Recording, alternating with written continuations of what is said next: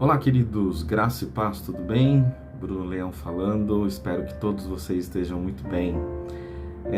Hoje um tema muito delicado, assim como o último, né? Vamos falar aqui sobre o porquê que depois que estudamos é tão difícil permanecer numa igreja ou quando somos confrontados por alguma pregação expositiva, por alguma igreja bíblica ou algo do tipo, é tão complicado permanecermos nas instituições, não em todas, mas em algumas dessas instituições. Vale lembrar que não em todas, mas em algumas instituições religiosas, antigamente, a pessoa que estudava e acabava deixando de ir à igreja, ela era marcada, ela era taxada, ficou pinel, ficou doido, enfim, ou doida, e sofria até grandes preconceitos com relação a isso, né?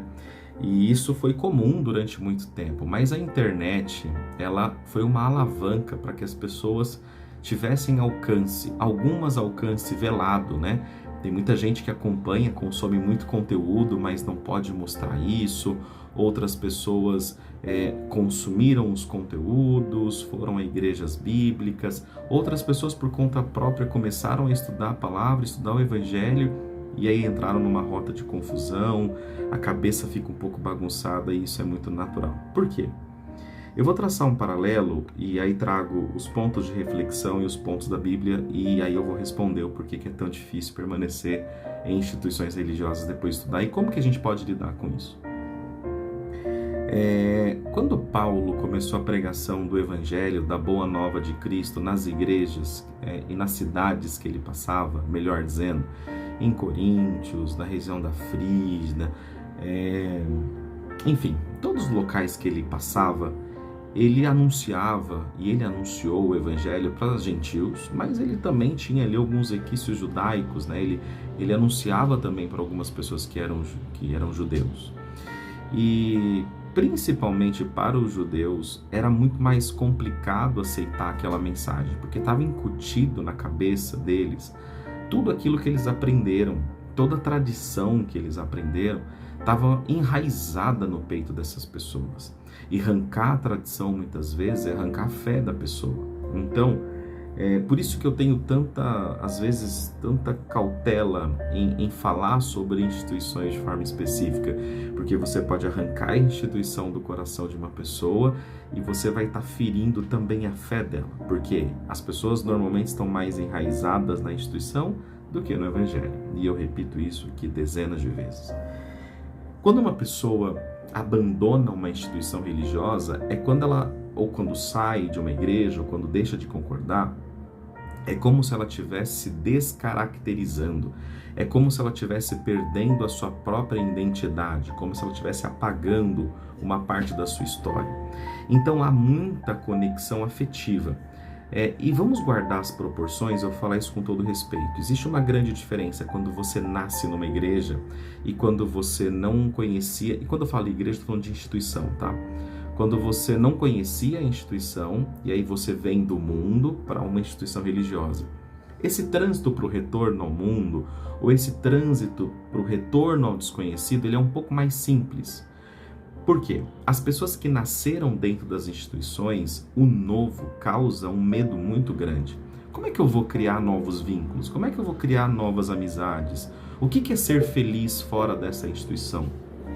Muitas instituições, elas trazem felicidades sociais, e isso é maravilhoso, isso é lindo. E as pessoas acabam, de forma intrínseca, só sabendo viver aquele tipo de felicidade. Casou-se lá, teve os filhos lá, cresceu ali. Então, todo o restante é novo, e esse todo o restante é mundo, mesmo que isso seja outra igreja. O problema é que durante toda a jornada dessas pessoas, aprenderam muitas vezes o que a gente chama, que popularmente está sendo combatido e corretamente combatido. Eles entenderam que a salvação é através das obras deles, né? Ou seja, eu tenho que fazer algo para ser aceito. E a pergunta que vale é, você tem que fazer algo para ser aceito para o seu meio, ou você tem que fazer algo para ser aceito para Deus? As pessoas compreenderam o Evangelho que, para que elas pudessem ser aceitas por Jesus Cristo, pela graça, elas deveriam fazer alguma coisa. E o principal antagonismo está aí, que é, quando eu faço alguma coisa, eu sou aceito pela instituição. Eu tenho acessos que a instituição me dá. Eu tenho liberdades que as instituições me dão.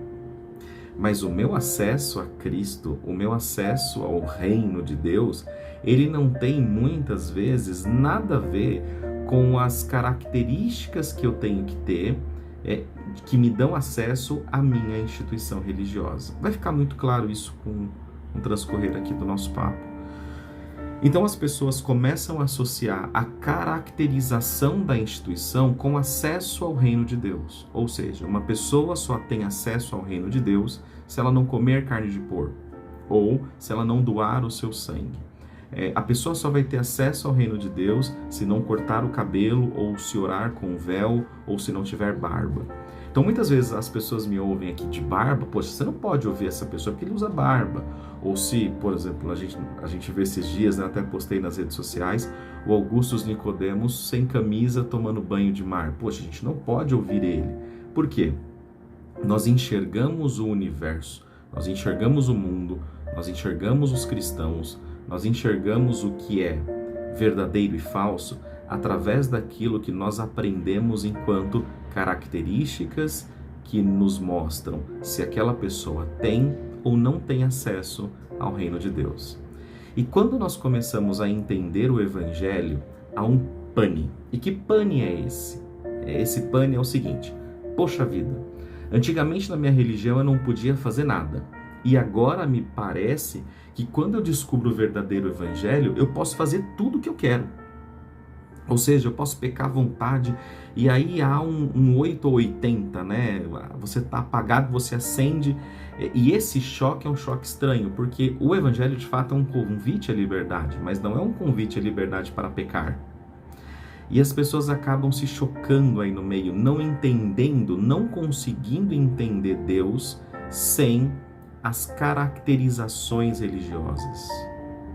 As pessoas elas não conseguem entender o Evangelho sem a sua liturgia, sem as suas regras. Aí eu volto em Paulo. Quando ele falava do Evangelho para um judeu, como assim eu acesso a Deus sem circuncisão?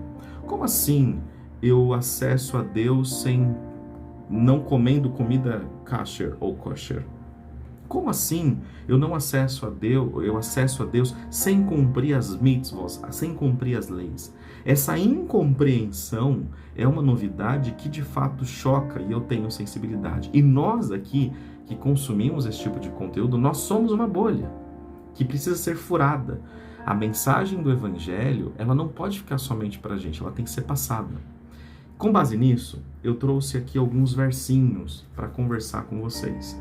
E o primeiro versículo que eu quero dividir é Gálatas capítulo 2, versículo de número 21. Vamos comigo, por favor. A minha tradução é ruim, então se você tiver uma NTLH, uma BKJ, qualquer NVI, qualquer outra, vai ser bem melhor que a minha. Mas eu vou ler por aqui, porque eu sei que a grande maioria se utiliza dessa Bíblia. Não aniquilo a graça de Deus. Por quê? Se a justiça provém da lei, segue-se que Cristo morreu debalde. Eu vou ler de novo, porque eu cometi uma falha grave aqui, né? Não aniquilo a graça de Deus. Por quê? Se a justiça provém da lei, segue-se que Cristo morreu por nada, ou debalde, como está aqui. O que o escritor está querendo dizer aqui? Se porventura você acredita que precisa cumprir alguma regra para acessar o reino de Deus, Jesus Cristo morreu debalde, morreu por nada. Tudo que você coloca como intercessor, tudo que você coloca como meio, tudo que você coloca como um critério para que você acesse o reino, o véu, a oração de joelho, a guarda do sábado, o não comer ou comer algo, tudo que você coloca de usos e costumes doutrinário entre você e o acesso ao reino de Deus é um tipo de lei. E se você acha que esse meio, que essa característica, que esse objeto, que esse meio, não sei aqui achar outro nome, ele é estritamente necessário para que você acesse a Deus, para você ainda Jesus Cristo não morreu e não ressuscitou. Vamos para Romanos 6,14 e daqui a pouco a gente vai conseguir fechar isso. E nós vamos entender que liberdade é essa que o Evangelho dá. Que não é uma liberdade que, poxa vida, agora eu posso sair pecando. Então, no livro de Romanos, capítulo 6, versículo 14. Vamos lá? 6,14. Porque o pecado não terá domínio sobre vós, pois não estáis debaixo da lei, mas debaixo da graça. Eu estou sem os óculos, então eu vou me equivocar aqui na leitura. Então eu vou repetir. Porque o pecado não terá domínio sobre vós, pois não estáis debaixo da lei, mas debaixo da graça. Vamos lá comigo. Se eu tenho que me caracterizar de algo, se eu tenho que ter algum objeto, se eu tenho que seguir alguma regra que não é o Evangelho, para ter acesso ao reino de Deus, eu posso, por algum momento, em algum instante, falhar num cumprimento dessa caracterização. Você, para ter acesso ao reino de Deus, você precisa estar de joelhos dentro de uma instituição, com a roupa tal, a manga da camisa da mulher tem que ser 2 centímetros abaixo do cotovelo. Eu estou aqui colocando uma potência para dar o exemplo lúdico para você. Você pode falhar no centímetro da roupa, no centímetro do cabelo, você pode falhar no local, você pode ter falhas de detalhes litúrgicos e tão pequenos, e que isso evidencia o seu pecado. Isso evidencia a sua falha. A lei, ela vai evidenciar o seu ato errado, às vezes a sua rebelia. Eu vou ler de novo, capítulo 6, livro de Romanos, versículo 14. Porque o pecado não terá domínio sobre vós, pois não estáis debaixo da lei, mas debaixo da graça. Quando você entende o verdadeiro Evangelho, quando você entende a Cristo, a primeira coisa, você compreende que você é nada. Você compreende que você é um pecador, que você não tem nada de bom, que o seu interior, ele é caído, que o seu interior é ruim, e que você, por mais força que você faça, nossa, mas eu conheço o irmão que ora o dia inteiro, eu conheço o irmão que dá as roupas pro pobre, isso não torna ele bom, isso não torna ele salvo, isso não coloca ele em lugar algum, definitivamente não coloca ele de forma mais acessível ou não acessível, de forma mais dentro ou mais fora do reino, porque a natureza dele é pecaminosa. A única coisa que vai dar o acesso para ele é o sacrifício de Jesus Cristo na cruz. É o favor, é a graça, é o favor imerecido. Essa caracterização religiosa, ela vai criar certa admiração dentro da instituição, porque uma pessoa que consegue seguir todas as regras de uma instituição, obviamente, ela vai ser admirada e ela vai ser visualizada como uma grande referência. A dúvida é, referência para quem? Referência para qual ponto de vista?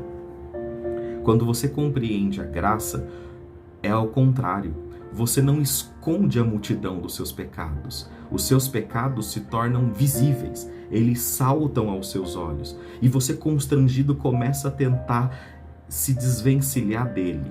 E você percebe que os seus braços não têm força para jogá-los para fora, que as suas pernas não têm forças para correr do pecado, que os seus olhos não têm força para fechá-los diante do pecado, que a sua boca não tem condição de se fechar diante de uma oferta pecaminosa, que os seus ouvidos não tapam e que não está em você a condição de fugir do pecado no sentido literal. Mas quando você entendeu o sacrifício de Jesus e você é selado com a promessa, o Espírito Santo que habita em você começa a combater a sua carne. Tem gente que acha que o combate entre o espírito e a carne é o seu próprio espírito, mas não.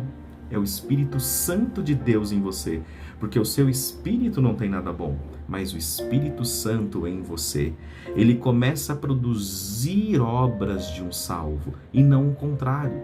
Você, enquanto carne, não produz obras de salvação, mas uma vez salvo, o Espírito Santo de Deus em você começa a produzir obras de salvação.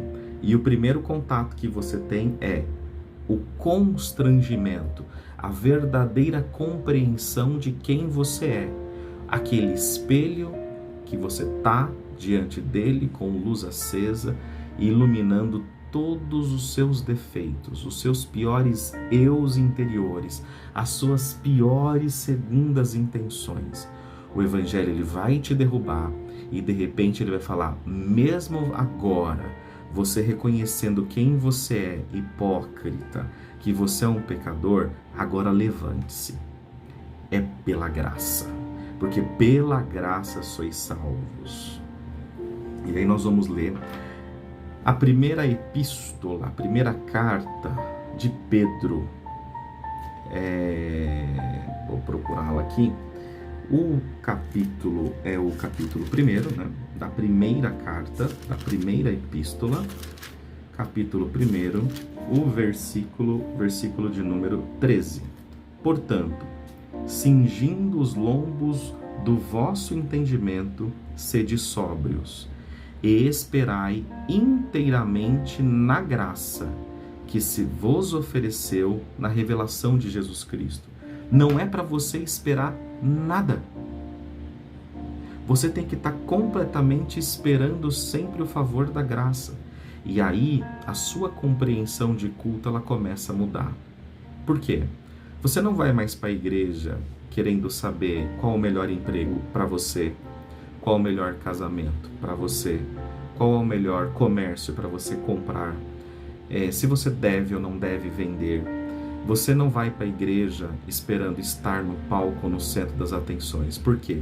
Dentro de uma instituição, você já foi revelado a si mesmo que você não merece nada.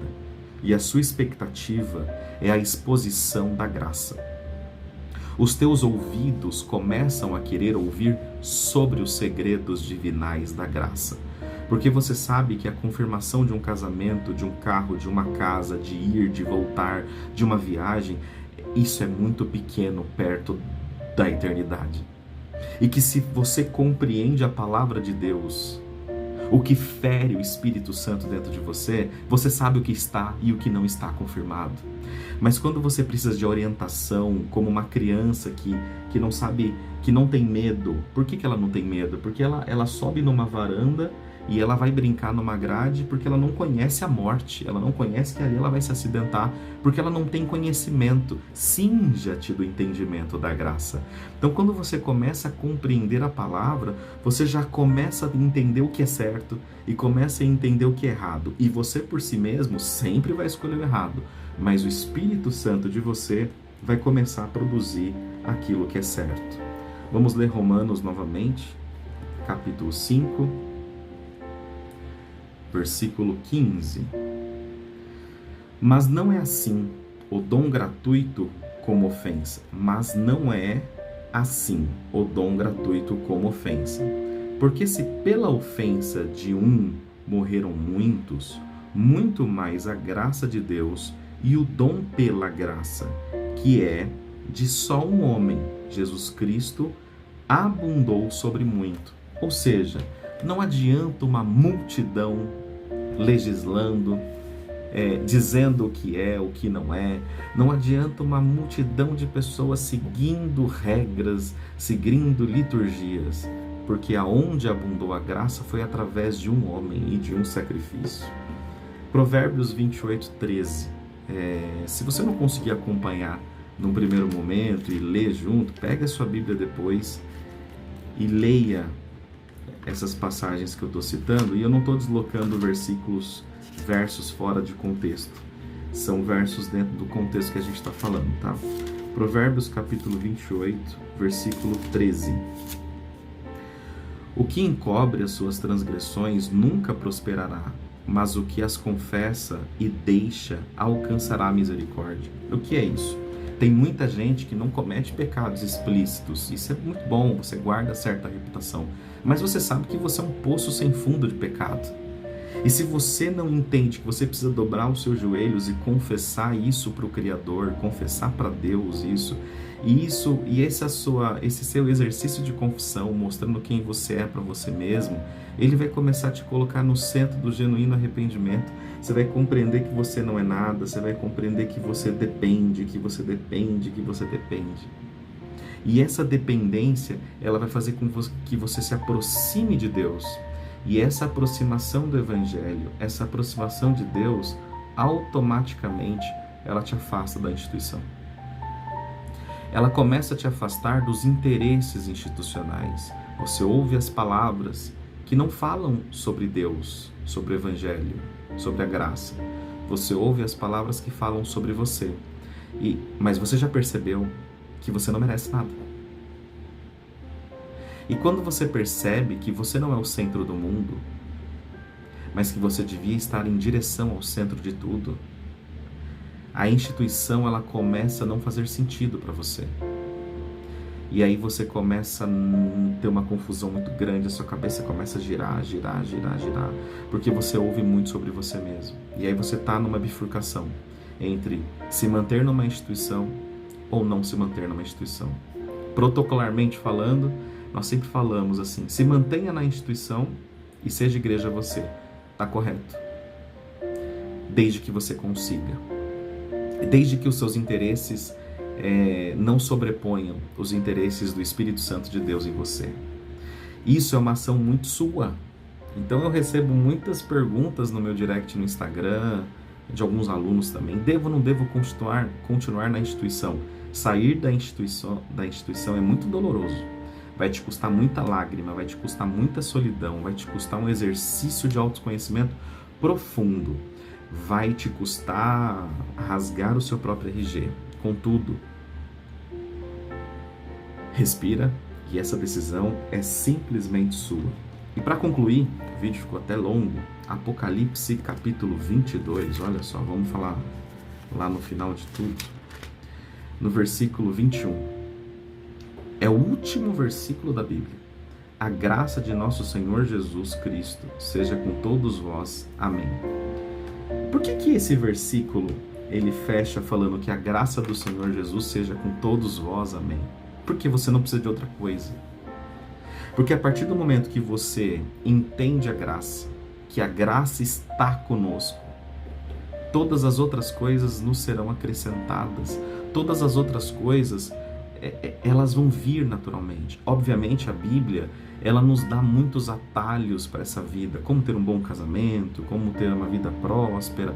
Ela nos dá muitas dicas, muitos atalhos. Isso é uma verdade absoluta, desde que nós compreendamos a mensagem central, a mensagem principal, que é a compreensão do que é a graça do Filho de Deus. Respondendo à pergunta, por que é tão difícil continuar nas instituições depois que nós compreendemos a Bíblia, depois que nós compreendemos o Evangelho? Porque as instituições, elas continuam pregando para os meus próprios interesses. As pregações, elas falam dos interesses humanos. As pregações deixaram, ou a pregação deixou de pregar o interesse do Evangelho, o interesse da salvação. As pregações deixaram de pregar o reino e pregam o que é bom para mim. As instituições conseguem colocar quem é melhor e quem é pior através de uma roupa, de uma maquiagem, através de uma guarda de sábado, através do que come. E isso é muito difícil de ouvir. Muitas pessoas vão comentar aqui ou lá no meu Instagram, e é lícito que isso aconteça, assim: mas pelo amor de Deus, a gente precisa manifestar alguma coisa boa, a gente precisa fazer alguma coisa, a gente precisa, tira esse agente. A partir do momento que qualquer ser humano compreender o Evangelho, compreender a graça, a partir daí o seu comportamento muda, é reverso. E quando a gente fala que comportamento muda, não são os seus usos e costumes, não é a sua cultura. Você vai começar a entender estudando a Bíblia, qual é a verdadeira doutrina? O que de fato eu posso ou não posso fazer? Aonde de fato eu posso ou não posso ir? Eu termino esse vídeo esperando que você tenha ficado até o final e eu vou te fazer uma pergunta. Você entendeu de verdade ou o seu interesse é cargo? Ou o seu interesse é posição? Ou o seu problema é autoestima, o seu problema é ego, ou o seu problema é amizade? Queira Deus que você se encontre com o Evangelho e Ele te coloque na sua posição, na posição que você e eu merecemos, é com a cara no pó da terra, para que a partir desse momento a graça de Deus toque o nosso queixo, erga a nossa cabeça e nos mostre que somos filhos, que nós somos filhos. E uma vez que somos filhos, nós somos herdeiros da promessa que o nosso Pai nos deixou. Quando você se encontrar com a graça, você vai parar de falar, mas um salvo precisa disso, mas um crente precisa disso. O crente precisa ser cheio do Espírito Santo. E a reação após ser cheio do Espírito Santo é uma vida com fruto do Espírito. Não antes disso. Não force a barra. Você não tem competência de, através de você mesmo, ser certinho. Deus abençoe. Até o próximo vídeo. #pensar.